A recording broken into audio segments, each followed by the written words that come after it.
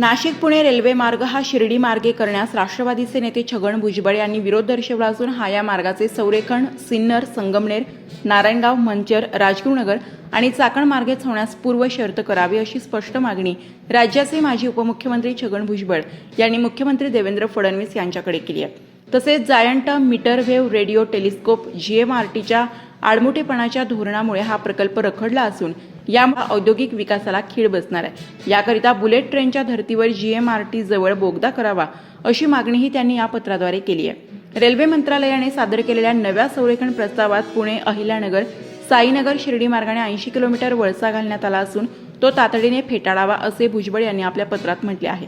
India middle east Europe economic corridor अंतर्गत वाढवण पोर्टसाठी थेट कनेक्टिव्हिटी मिळवण्यासाठी पुणे नाशिक मार्ग अत्यंत महत्त्वाचा असल्याचा पुनरुच्चार त्यांनी केला।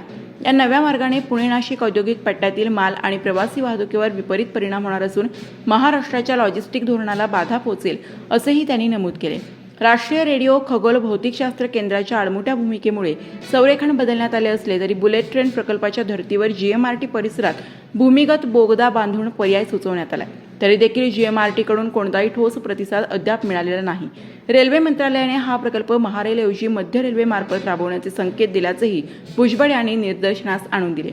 यामुळे राज्य सरकारच्या 50% आर्थिक सहभागासह सध्याचा नियोजनबद्ध आणि मर्यादित खर्चाचा आराखडा धोक्यात येण्याची शक्यता आहे। राज्य सरकारने महारेलच्या माध्यमातून GMRT परिसरात बोगदा बांधण्याची अट घालूनच प्रकल्पाचा अंतिम आराखडा मंजूर करावा हीच महाराष्ट्राच्या हिताची दिशा ठरेल असे भुजबळ यांनी स्पष्ट केले।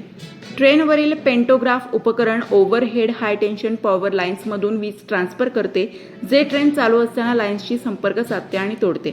या घर्षणामुळे खूप मजबूत रेडिओ हस्तक्षेप होतो, जो GMRT ज्या फ्रिक्वेन्सीवर चालते त्या सर्व फ्रिक्वेन्सीज व्यापतो। रेल्वे हे 1800 मेगाहर्ट्झ किंवा त्याहून अधिक फ्रिक्वेन्सीवर हलवण्याची मागणी GMRTने केली आहे। रेल्वे मार्ग आणि गाड्यांचे निरीक्षण आणि नियंत्रण करण्यासाठी संप्रेषण उपकरणाद्वारे वापरली जाणारी फ्रिक्वेन्सी GMRTच्या समान फ्रिक्वेन्सी श्रेणीत येते। यामुळे वेधशाळेतील डेटा पूर्णपणे निरुपयोगी होण्याची भीती शास्त्रज्ञांनी व्यक्त केली असल्याचे म्हटले आहे।